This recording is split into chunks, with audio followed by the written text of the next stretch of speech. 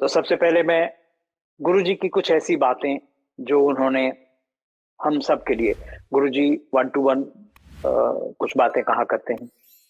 कुछ जैसा मैंने कहा, संगत के बीच में बैठे हुए वो ऐसे समझाते हैं। प्रवचन तो नहीं करते थे वो, लेकिन कभी कभी छोटी गैदरिंग में कुछ ना कुछ ऐसी बातें बताते थे।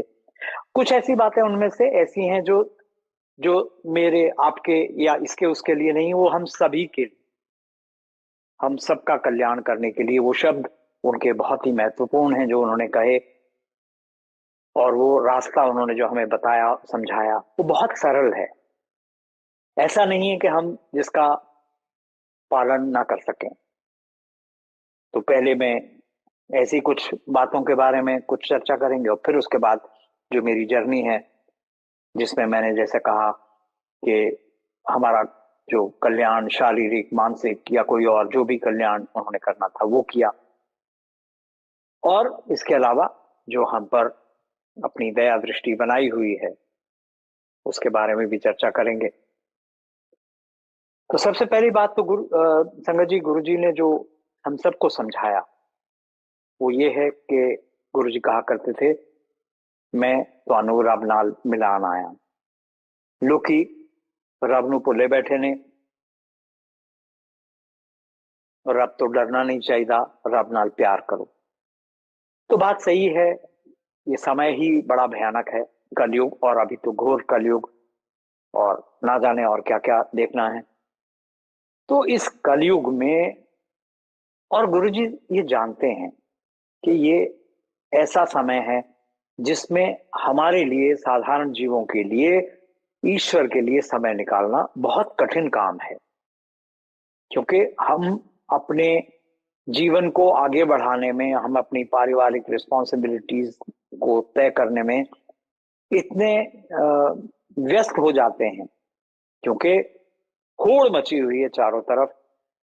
हम भाग दौड़ में ही लगे हुए हैं कि मैं ये भी कर लूं, वो भी कर लूं, ऐसा भी कर लूं, वो कर लूं। मैं, परिवार है, बच्चों की शिक्षा ऐसी होनी चाहिए, मेरे पास ये संपत्ति होनी चाहिए, मेरे पास ऐसा होना चाहिए, वैसा होना चाहिए। इसमें कुछ बुराई नहीं है, समय की मांग है, क्या करें। समाज में रहते हैं तो थोड़ा बहुत झूठी झूठी प्रतिष्ठा का सहारा भी लेना पड़ता है। लेकिन गुरुजी ने यही समझाया हमें कि अनंत भागते रहना ये कोई अच्छी बात नहीं है। सबसे बड़ी बात उन्होंने हम सबके लिए यही कही, जब भी कोई संगत उनके सानिध्य में गई, उनके संगत में जा पाई, वो कहते रहते थे, संगत ले आओ, नवी संगत ले आओ। और 2000 की जो मैं बात कर रहा था, 2000 में जब हम जाना शुरू हुए गुरु जी के पास, तो एम्पायर स्टेट में नीचे वाले जो फ्लोर है जहां गुरु जी का सिंहासन अभी भी लगा हुआ है, केवल उसी पर सब लोग पूरी संगत आ जाया करती थी। 60, 70, 80, 100, 150 ऐसे ही होता था। गुरुजी ने कभी कोई प्रचार नहीं किया अपने बारे में। यहां तक कि जब हम गुरुजी के दर्शन के लिए जा रहे थे तो हमें मालूम नहीं था गुरुजी कैसे दिखते हैं, क्या करते हैं। सिर्फ ब्रीफ एक इंट्रोडक्शन जो हमें लेके गए उन्होंने दिया। तो मैं जो बता रहा था कि वो एम्पायर स्टेट के उसी फ्लोर पे सब हम समा जाते थे। फिर धीरे धीरे संगत बढ़ने लगी, क्योंकि गुरुजी चाहते थे सबका कल्याण करें। ऐसा नहीं कि वो अब कल्याण नहीं कर रहे हैं, अब कर रहे हैं, लेकिन फिर भी वो चाहते थे कि प्रत्यक्ष रूप में आए, उनके दर्शन पाएं, और जो जो कल्याण वो कर सकते हैं किसी को। क्योंकि हम जो सिग्नल्स हैं वो समझने में हमें बहुत समय लगता है जीव को। प्रत्यक्ष रूप में मैं किसी को कहूं ये करो, वो शायद उसके समझ में जल्दी से आएगा, लेकिन अगर मैं कहूं कि मेरे इशारों से बात समझ जाओ तो वो थोड़ा मुश्किल है। तो इसीलिए मुझे लगता है संभवतः गुरुजी, हालांकि वो जानते थे, क्योंकि हम सब कई लोगों को कहते थे गुरुजी के पास जाने के लिए, चलने के लिए, मगर एक जो रिकॉर्डेड मैसेज जैसे होता है ना, वैसे आंसर्स मिला करते थे हमें कि नहीं नहीं, हम ना लिविंग गुरु में विश्वास नहीं रखते। अधिकांश, कुछ लोग बड़ी जल्दी तैयार हो जाते थे, आ जाते थे। तो गुरुजी चाहते थे कि वो, उन्होंने तो तय कर ही रखा था कि कितना समय उन्होंने संगत के साथ ऐसे प्रत्यक्ष रूप में रहना है, तो वो चाहते थे कि वो ज्यादा से ज्यादा संगत उनके वहां आए, दर्शन पाएं। और क्योंकि वो संगत जो उनके प्रत्यक्ष दर्शन कर पाती है, उनसे प्रत्यक्ष कुछ सुन पा रही है, आज यही हम जो देख रहे हैं उसका परिणाम है कि जो हम सत्संगों के माध्यम से आप सबके साथ बांट पाते हैं अपने अनुभव, अपने एहसास, अपना जो कल्याण गुरु जी ने किया उन सबके बारे में। तो तो जैसे कि बात चल रही थी कि गुरु जी ने कहा मैं तो अनूर अपना जुड़ा, तो वो जैसा बात हम ये भी कर रहे थे कि हम वो समझते हैं इस बात को कि हम कलयुगी जीव हैं, इसीलिए उन्होंने कोई रिचुअल्स में हमें नहीं बांधा। कभी भी किसी को ये नहीं कहा कि तुम ये करा करो, इतने बजे उठा करो, इतने घंटे जप करा करो, इतनी माला फेरा करो, या ऐसा करा करो या वैसा करा करो, कुछ नहीं कहा। उन्होंने बस सिंपल बात ये कही कि रब को याद करा करो, किसी भी समय याद करा करो। बहुत सत्संगों में आपने सुना होगा गुरुजी आंटियों को कहते थे, आंटी लिपस्टिक लांदे वक्त भी जो गुरु ने याद रखें ताई गल बनेगी। यानी कि कोई भी घर का कोई भी काम करते समय हम अगर रब को ध्यान रखें तो सबसे बड़ी बात तो ये होगी कि हम जो कुछ भी कर रहे हैं वो गलत नहीं होगा। हम चाहे परिवार में आपस में बैठ के बातचीत कर रहे हैं, चाहे हम कार्य में अपने ऑफिस में बैठकर अपने सबॉर्डिनेट्स को या अपने सीनियर्स को कुछ बातचीत कर रहे हैं, या कोई भी काम कर रहे हैं। वो कहते थे ऑफिस जाते वक्त बस में जा रहे हो तो, ड्राइव करके जा रहे हो तो, जैसा कर रहे हो तो सिर्फ रब को चेते रखना है, रब को याद रखना है। उन्होंने ये नहीं कहा कि 108 बार मेरा नाम लेना है या 1008 बार मेरा नाम लेना है या इतनी मालाएं फेरनी है या इतना। तो कभी ऐसे उन्होंने बंधनों में हमें बांधा नहीं, रिचुअल्स में हमें बांधा नहीं। हम जो आजकल मंत्र जाप करते हैं ऐसा उस समय नहीं होता था। ये गुरुजी का बताया हुआ मंत्र है। ये हमारी श्रद्धा है कि हम उसको अपने जीवन में ढाल लिया सभी के। और इस मंत्र जाप में कितनी पावर है वो तो सब हम समझते ही हैं। हमको ज्ञात है कि हम इस मंत्र जाप ने कितनों का कल्याण किया है। इसके अलावा गुरुजी की आरती तो रूटीन में तो नहीं हुआ करती थी कभी भी, एम्पायर स्टेट में कभी नहीं हुई कोई बड़े फंक्शन पर। वो भी कभी कभी गुरुजी इजाजत दे देते थे कि चलो भाई चला लो। तो वो बड़े फंक्शनों में आपने देखे होंगे, बड़े बड़े मंदिर के कुछ वीडियोस भी हैं फंक्शंस के, जहां आंटियां अंकल आरती कर रहे हैं गुरुजी की। तो कहने का अभिप्राय ये कि उन्होंने हमें इस प्रकार के द्वंद्वों में नहीं डाला कि ऐसा करने से रब मिलेगा या वैसा करने से मिलेगा। रब मिलेगा, कलयुग का समय है, नाम जपने से। हाँ, ये जरूर कहते थे कि बहुत माड़ा समय आने वाला है, आ रहा है, अपने आप को बचा के रखो। और बचेंगे हम तभी जब हम ईश्वर का नाम लेते रहेंगे, पाठ करते रहेंगे, जप करते रहेंगे। पाठ किसी भी स्वरूप में हो सकता है। तो सबसे बड़ी बात तो गुरु जी ने ये कही। और जो भी गुरु जी के दरबार में गए, पहली दफा गए, दूसरी दफा गए, तो उन्होंने सबसे बड़ा शब्द उन्होंने प्रयोग किया कि आ गया, चल तेरा कल्याण हो गया, तेरा एडमिशन भी हो गया। तो इसका मतलब यह है कि जो भी गुरु से जुड़ रहे हैं, जो एक बार से अधिक जा पाए हैं, वो ये सब यही मान ले। अब प्रत्यक्ष रूप में तो नहीं गुरु जी कह रहे, लेकिन आपका मन खिंच के जाता है बड़े मंदिर में, एम्पायर स्टेट में या किसी और सत्संग में, इसका मतलब ही यही है कि गुरुजी हमें इजाजत दे रहे हैं उनके छत्र छाया में रहने की। वो एडमिशन हमारा हो गया है। इसलिए अब ये इसकी वेट ना करें कि गुरुजी ने तो हमसे कहा नहीं, या गुरुजी ने मेरे ड्रीम में आकर नहीं कहा।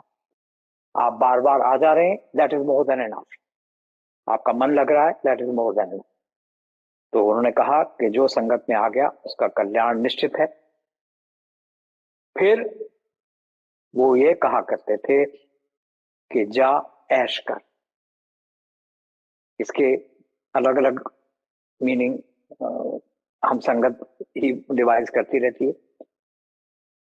और जो मैंने इसका अभिप्राय समझा वो यही है कि रब ने जो दिया है तुझे उससे संतुष्टि रख और उसको एंजॉय करना सीख, रादर देन कि भागम भाग में लगे हुए हैं हम, और अर्जित कर लें और अर्जित कर लें। अगर हम ईश्वर को याद रखेंगे, ईश्वर की शरण में बने रहेंगे, तो कल्याण निश्चित है। और हमारी जो मांगे हैं, हमारी जो इच्छाएं हैं, हमारी जो कामनाएं हैं, उनकी पूर्ति भी होती ही रहेगी, क्योंकि गुरु जी ने, ईश्वर ने, भगवान शिव ने ये सृष्टि की रचना के साथ ही तय कर दिया कि भगवान विष्णु को ये सौंप दी जिम्मेवारी कि वो हम सबका लालन पालन करते रहें, हम सबको संभाले रखें। तो इसलिए गुरु जी यही हमें समझाते रहे कि चिंताओं में मत पड़ो, ईश्वर को याद रखो, ईश्वर तुम्हारी सब देखभाल करेगा। अब सिर्फ एक छोटा सा भेद है इसमें, वो ये मान लेना चाहिए कि हमने क्या मांगा और हमको क्या मिला। अब हर चीज हमारे मांगे अनुसार मिलती नहीं, मिल भी जाती है अगर हम ज्यादा पुश करते हैं। हम घर में भी देखते हैं, अपने पिता से कुछ कहते हैं, वो ला पाते हैं या नहीं ला पाते, वो तो हमारे पिता के सामर्थ्य की बात है। लेकिन जो हमारा परम पिता है उसके सामर्थ्य में तो कोई कमी नहीं है, लेकिन वो हमें देते इसलिए नहीं है कि वो शायद हमारे लिए उचित है। अगर ये भेद हम समझ लें, ये समझ पाए कि अगर रब ने नहीं दिया कुछ जो मैंने चाहा, तो इसका मतलब है उसमें मेरा और अधिक कल्याण है। क्योंकि ऐसा आपने सुना होगा कई बार, कहते हैं कि मन का चाहा हुआ मिले तो बहुत अच्छा, और मन का चाहा हुआ ना मिले तो और भी अच्छा, क्योंकि वो मेरे मन का चाहा नहीं है, वो ईश्वर के मन का चाहा है कि वो ना मुझे मिले। तो इसलिए ये कंटेंटमेंट और ये एक विश्वास, ये भरोसा कि रब सदा मेरे साथ है, रब मेरा कल्याण कर रहा है, रब मुझे ऐसा मेरे मेरे जीवन में कोई अभाव नहीं रखेगा, ये विश्वास करना बहुत जरूरी है हम सबके लिए। फिर उन्होंने कुछ बातें ये कही, हमारे कल्याण के लिए बताया कि सेवा करया करो, सिमरन करया करो, दान करया करो। इनको हम संकुचित भाव से नहीं देखें। सेवा किसी भी प्रकार की सेवा हो सकती है, कैसी भी सेवा हो सकती है, कहीं भी सेवा हो सकती है।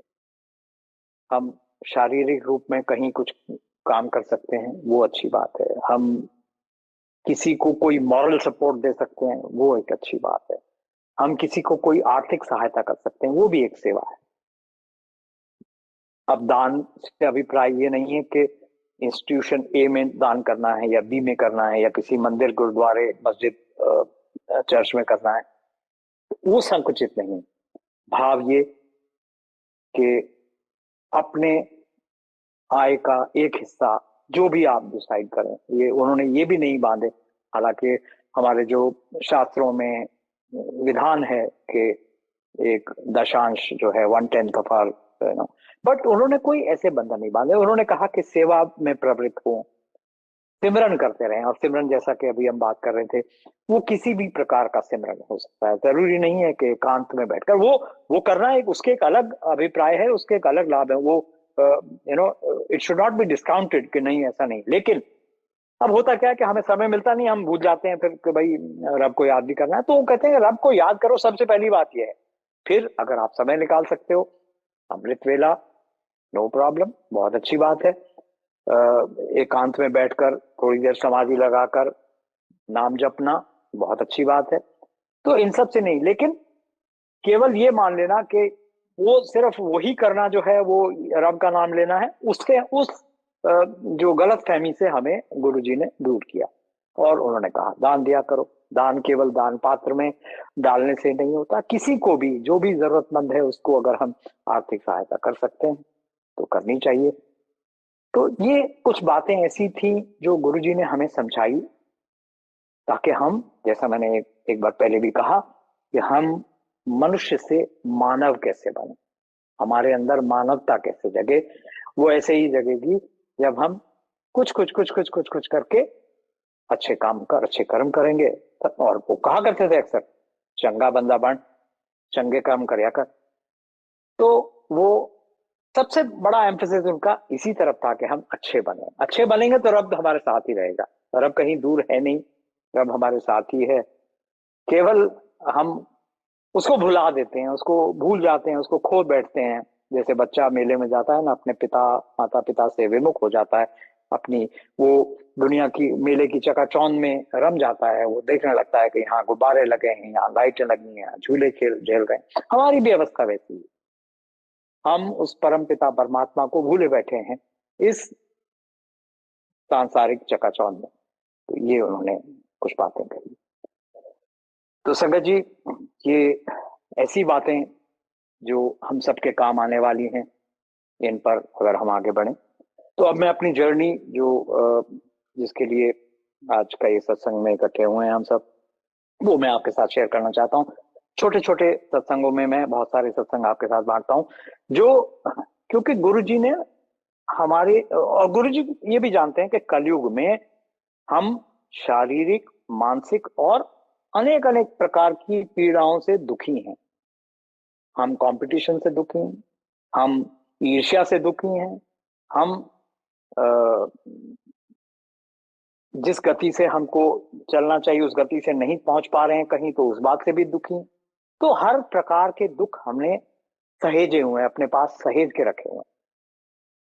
तो गुरु जी ने हमारे सबको अब गुरु जी ने रब से जोड़ना है, तो उन्होंने हमें कुछ ना कुछ छोटी छोटी टॉफीज के रूप में या लॉलीपॉप के रूप में समझ लीजिए, हमारी ये जो समस्याएं हैं ना, ये अपने ऊपर ले ली, हमें पता भी नहीं लगने दिया। हम में से अधिकांश कोई ना कोई किसी ना किसी कारणवश गए, किसी की शारीरिक कठिनाइयां थी, किसी की मानसिक कठिनाइयां थी, किसी की सामाजिक कठिनाइयां थी, किसी के व्यवसाय ठीक नहीं चल रहा था, किसी का जॉब ठीक नहीं चल रही थी। तो ऐसा करते करते हम अपने अपने जीवन में अनेक अनेक समस्याओं को लेकर दुखी थे। तो उन्होंने हम सबका यही सबसे पहले कल्याण किया कि हम सब पहले इधर से विमुख होंगे तभी तो रब याद आएगा। वो कहा करते थे, मैं सबसे पहले आपके शारीरिक कष्टों को दूर करता हूं, फिर उसके बाद आपका जीवन कैसा है, कैसा चलना चाहिए, क्या है, उस ओर वो अपनी अटेंशन देते थे। तो संगत जी, मैं बात है 2000 की, जब मेरी वाइफ काफी समय से शारीरिक कठिनाइयों में थी, उनको बहुत से रोग आए हुए थे, शुरू हो गए थे कोई लगभग 18 साल पहले से, 1982 से कुछ कुछ ऐसी प्रॉब्लम्स आनी शुरू हुई, जो तब तो साधारण दिखती, लेकिन वो बढ़ते बढ़ते काफी बड़ी होती गई। और 2000 आते आते तक इनकी 5 मेजर सर्जरीज हो चुकी थी। कानों से सुनना बहुत कम था, खाना कुछ खाया नहीं जाता था। अवस्था एक ऐसी समझ लीजिए कि कैंडल जल रही है, वो जलते जलते कब तली में लग जाएगी, बुझ जाएगी, ऐसी ही कुछ अवस्था बनी हुई थी। काफी विषमताएं चल रही थी, बच्चे छोटे थे, तो समझ नहीं आ रहा था क्या करें। हर तरह का treatment, allopathic, homeopathic, Ayurvedic, Unani, and say what, everything has been tried but nothing work. तो गुरुजी ने देखा होगा, उनको दया आई हमारे पर। एक मेरे कोलीग हैं, उनके माध्यम से हमें पता लगा कि गुरुजी हैं, एम्पायर एस्टेट में बैठते हैं, वो जाया करते थे, उनका परिवार सब जाते थे वहां। तो उन्होंने देखा कैसे कैसे कल्याण करते थे गुरुजी सबका। तो जब उन्हें पता लगा मेरे इस के बारे में, इतने भी दिन हम गए हैं, सब कुछ हुआ है, सब खाना खाया। आंटी तो वैसे खाना खाती ही नहीं थी रात का, तो विशेषकर तो सब कुछ हो रहा है, और फिर जो जो प्रॉब्लम्स हुआ करती थी वो हो नहीं रही हैं अब। इसके बावजूद भी मन दिल है कि मानता नहीं, और गुरुजी भी हैं, वो सब कुछ तो बाकी पूछ रहे हैं, कहाँ से आते हो, क्या करते हो, कहाँ जॉब करते हो, वो सब कुछ पूछा उन्होंने, नाम क्या है, आंटी का नाम क्या है, और सब कुछ बाकी जो पूछना था पूछा। लेकिन वो जानबूझ के शायद उन्होंने ये नहीं पूछा कि हाँ भाई, और वो पूछते भी नहीं थे किसी से कि भाई क्यों आया। वो लोग हम जैसे मूर्ख लोग अपने आप से ही जाके उनको बताते थे। तो ऐसे करते करते बड़ी धुक धुक चल रही थी अंदर। एक दिन हिम्मत करके माथा टेका और गुरुजी से बस ये कहने की कोशिश ही की थी कि गुरुजी आंटी की तबीयत, तो बस वो डांट पड़ गई गुरुजी से। गुरुजी ने कहा कि मैं कोई ऐसे अस्पताल खोल के रखा। तो वो बात समझ में नहीं आई, थोड़ा हर्ट भी कर गई कि अरे मैंने तो गुरुजी से क्या कहा, गुरुजी से तो यही कहा ना कि आंटी की तबीयत ठीक नहीं है। हम यहाँ आते हैं, सत्संग सुनते हैं, अनेकों संगत के जो यही बताते हैं कि उनका हार्ट कैसे ठीक हो गया, उनका कैंसर ठीक हो गया, उनका ब्लड प्रेशर ठीक हो गया, उनका ये ठीक हो गया। और मैंने अगर कहने की प्रयास किया तो गुरुजी ने मुझे डांट दिया और कहा कि मैंने कोई हॉस्पिटल नहीं खोला। वो बात बाद में समझ में आई कि गुरुजी का अभिप्राय क्या है उसमें। तो खैर ऐसे चलता रहा। फिर एक दिन गुरुजी ने बुलाया, बड़ा मंदिर देखा? नहीं गुरुजी। तो शिवरात्रि थी, 4 मार्च की, आई थिंक 4 या 5 मार्च की थी उस वक्त। तो उन्होंने कहा अच्छा परसों शिवरात्रि है, बड़े मंदिर होएगा, ऐसे नहीं आना। तो फिर हम बड़े मंदिर गए उस दिन। पहले तो गुरुजी का स्वरूप देख देख के ही हम आश्चर्यचकित स्तब्ध रह गए थे। मंदिर देखा तो और चकाचौंध, और आंखें चुंधिया खुल गई हमारी कि मंदिर ऐसे भी होते हैं जहां केवल और केवल भगवान शिव की 2 मूर्तियां लगी हुई हैं, एक बाहर एक अंदर।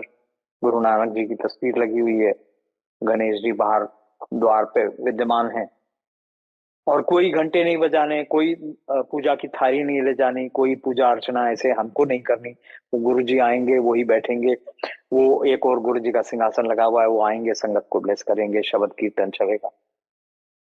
तो बड़ा अनूठा अनुभव वहां पर भी। उस दिन जो लंगर खाया, उसके अगले दिन से जो भ्रम हमारे मन में चल रहा था वो मिट गया कि अब कुछ कहने की जरूरत है। क्योंकि लगभग 15 दिन हो गए थे जाते हुए, 15-20 दिन। तो इस दौरान हमें एक अंदाजा हो गया कि अब कुछ कहने की जरूरत नहीं है। वो जो मन में जो एक दुविधा चल रही थी, कि द्वंद्व चल रहा था कि कहें ना कहें, तो कुछ सुना नहीं तो क्या हुआ। तो इस सब के चलते वो हो गया। और ऐसे ही 1-2 दिन और बीते तो हमने वो आंटी से जो हमें लेके गई थी उनको कहा कि आंटी अब इनकी तबीयत जो है काफी ठीक है, अब बहुत अच्छा लग रहा है, गुरुजी से कल्याण हो गया। तो उन्होंने जाके गुरुजी को बताया, गुरुजी ने उस दिन उनको कहा ये सत्संग शेयर करने के लिए जो मैंने अभी आपके साथ बांटा। फिर उसके अगले दिन से गुरुजी ने मुझे सत्संग करने के लिए खड़ा कर देते थे। उन्होंने मेरे अनेक नाम रख दिए थे। मैं एक हांगकांग बेस्ड कंपनी में काम करता था, तो मुझे हांगकांग के नाम से बुलाते थे, कभी वो 50,000 के नाम से बुलाते थे, कभी गोपाल ही कह दिया करते थे, कभी कुछ और। तो ऐसा करते करते वो सत्संग का सिलसिला वहां शुरू हुआ। जो सत्संग मैंने अभी आपके साथ बांटा, वही सत्संग मैं वहां गुरुजी के समक्ष किया करता था। उसमें एक बात और हुई कि एक दिन जब मैंने सत्संग ये जहां तक अभी आपको सुनाया उतना समाप्त किया था, उसके आगे गुरुजी ने मुझसे कहा कि वो जिपर वाली गलती दस। तो मैं थोड़ा सा हैरान हुआ कि जिपर वाली तो कोई बात नहीं, मुझे कुछ ध्यान भी नहीं था कि कोई जिपर की ऐसी कहानी है हमारी। तो अगले ही क्षण गुरुजी ने ही ये हमें थॉट दिया मुझे। हुआ ऐसा था कि 95 में आंटी की सर्जरी होनी थी। हम दोनों हॉस्पिटल के एक रूम में बैठे हुए थे सर्जरी से एक रात पहले। तो just wanting to cheer her up, मैंने इसको ऐसे ही बोल दिया। मैंने कहा देख डॉक्टर ना तेरे को हर चीज के लिए सर्जरी बता देते हैं, और सर्जरी भी मेजर होती है और स्टमक की होती है। तो मैं उनको बोलता हूँ कि एब्डोमेन में तुम्हारे जिपर लगा दें ताकि जब मर्जी आए चाहे वो खोल लें, और फिर उसके बाद तो खैर वो बात आई गई हुई। तो वो हम दोनों 2 लोगों के बीच की बात थी और 4 दीवारी के बीच की बात थी। तो गुरुजी ने ये हमें दर्शा दिया कि उनसे कुछ भी छुपा नहीं है, उनसे कुछ भी छुपाने की जरूरत नहीं है। वो हमारा आगा पीछा सब जानते हैं, हमारा भूत क्या है, वर्तमान क्या है, भविष्य क्या है, सब उनको पता है। बेहतर होगा कि हम उनको समर्पण कर दें और अपना कल्याण कराते रहें। तो ये सत्संग संगत जी पहला मेरा, जो मैं शुरुआत इसी से करता हूँ कि जो जो सत्संग मुझे मुझे और हमारे परिवार को गुरु जी के दर्शन करा पाया, वो कारण ये बना। इसी में मैं एक और चीज ऐड करना चाहता हूँ कि आंटी को उसके परिवार के ही एक किसी सदस्य ने जो थोड़ा हाथ देखना जानते थे, तो उन्होंने एक बार कहा था बहुत पहले जब मैरिज भी नहीं हुई थी कि तेरी ना उम्र छोटी है। तो हमें यही लगता है कि जब हम गए गुरु जी के यहाँ जा पाए, वो शायद ऐसा समय था जब संभवतः अंत निकट था, लेकिन गुरुजी ने अपनी शरण में लेकर के जो भी उनकी मन में दया आई हम पर, हमारे परिवार पर, उन्हें लगा होगा कि बच्चे छोटे हैं, गोपाल तो ऐसे ही बुद्धू है, तो उन्होंने जीवन दान दिया। और ये उन्होंने अपने शब्दों में कहा भी।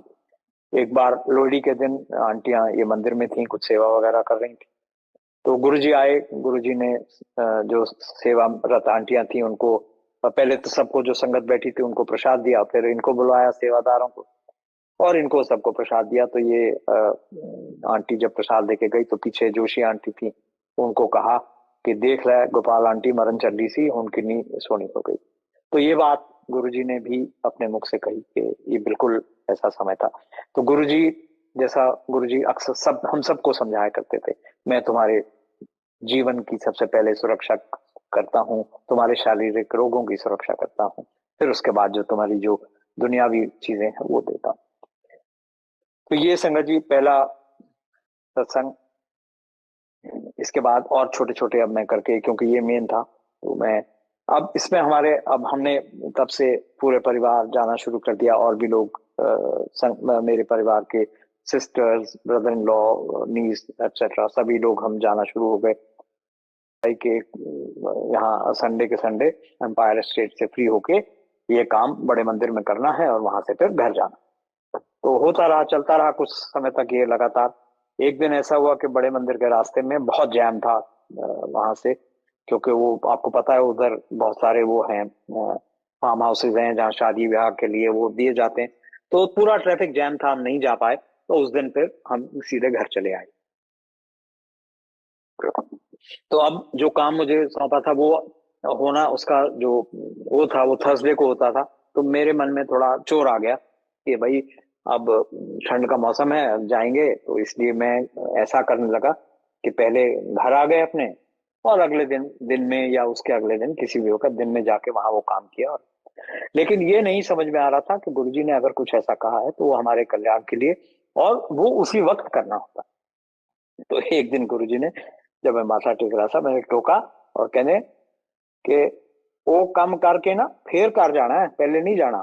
तो गुरुजी हम सब पर पूरी निगाह रखते हैं, क्योंकि वो जो ब्लेसिंग वो दे रहे हैं, वो उसमें कोई कमी ना आए, इसके लिए वो हमें समय समय पर गाइड भी करते रहते हैं। तो संगत जी ये सारे इतने जो सत्संग मैंने जो आपके साथ शेयर किए, वो उसका अभिप्राय सबका यही है, हमारी समझ में यही बात आनी चाहिए कि हम अपने जो नित्य प्रति के काम हैं, हमारे सांसारिक काम हैं, पारिवारिक काम हैं, सामाजिक काम हैं, उनको हम गुरु जी का नाम लेकर के शुरू करें। गुरु जी का नाम लेकर के उनको उनकी समाप्ति होगी तो उसमें कल्याण ही कल्याण निश्चित है, और वो हमारे हर काम में सहायी है। हमारे मुझे याद आती है मेरी, जहां मैं जॉब करता था, मेरी बॉस थी लेडी, तो वो बहुत ट्रैवल करती थी काम के बिजनेस के सिलसिले में। तो एक दिन मेरे से पूछते हैं वो आई नहीं। मैं कहा जी नहीं होते, वो अमेरिका गई है। अच्छा, ਉਹਨੂੰ कमली है ਐਵੇਂ ਤੁਰਦੀ ਫਿਰਦੀ ਰਹਿੰਦੀ है। मैं ਉਹਨੂੰ ਕਿਹਾ ਵੱਡੇ ਮੰਦਰ जाके 1 घंटा सेवा करे ਤੇ ਉਹਦੇ ਕੰਮ ਤੇ अपने आप बनते जाना। तो ये चीजें, ये सिर्फ कही हुई बात नहीं है, ये इस बात के पीछे एक बहुत बड़ा गूढ़ ज्ञान है हम सबके लिए कि हम ईश्वर पे भरोसा रखें। काम हमें करना है, हमारी दुविधा यही है कि हम कर्म ईश्वर के ऊपर छोड़ देते हैं, जबकि हमें कर्म नहीं, कर्म हमें करने हैं और ईश्वर के ऊपर उसका परिणाम छोड़ना है। परिणाम हमारे मन मुताबिक होगा या नहीं होगा ये कहने इसकी कोई गारंटी नहीं है, लेकिन जो भी परिणाम होगा वो हमारे भले के लिए होगा, ये निश्चित है, ये तय है इस बात। तो संगत जी बहुत समय हो रहा है, हालांकि मुझे वासन अंकल से बहुत लिबर्टी दे दी थी उन्होंने कि जितना समय भी आप लो आप, लेकिन बस बातें यही हैं, इन सत्संगों का अभिप्राय यही है, विश्वास को एनहांस करना, ईश्वर के प्रति श्रद्धा को एनहांस करना। गुरु जी हमारे लिए, सबके लिए लिखित में देके गए हैं ब्लेसिंग्स ऑलवेज। इस पर इससे बड़ी बात क्या हो सकती है। हमको बस उस पर यकीन करना है, उस पर विश्वास करना है, और गुरु जी के बताए हुए मार्ग बहुत सरल मार्ग है, इसको कॉम्प्लिकेट ना करें। हम हमारे ही हाथ में है किसी सरल चीज को कॉम्प्लेक्स बनाना या कॉम्प्लेक्स को सरल बनाना। गुरु का हाथ हमारे ऊपर है, गुरु की कृपा हमारे ऊपर है, उसमें कभी भी किसी समय भी कोई कमी नहीं है। और जैसा मैं बार बार यही कह रहा हूं कि परिणाम हमारे मन मुताबिक होगा या नहीं होगा ये कहना मुश्किल है, लेकिन हमारे हित में होगा ये दृढ़ता के साथ हम कह सकते हैं, जैसे भी हो। तो संगत जी, इसी के साथ अब आज का सेशन हम यहाँ पर संपन्न करते हैं। मैं मेरे द्वारा कोई ऊंच नीच, कोई अटपटी बात कही निकल गई हो या कोई अभद्रता हुई हो तो उसके लिए मैं गुरु जी से और आप सबसे क्षमा याचना करता चाहता हूँ। आप सबका कल्याण हो।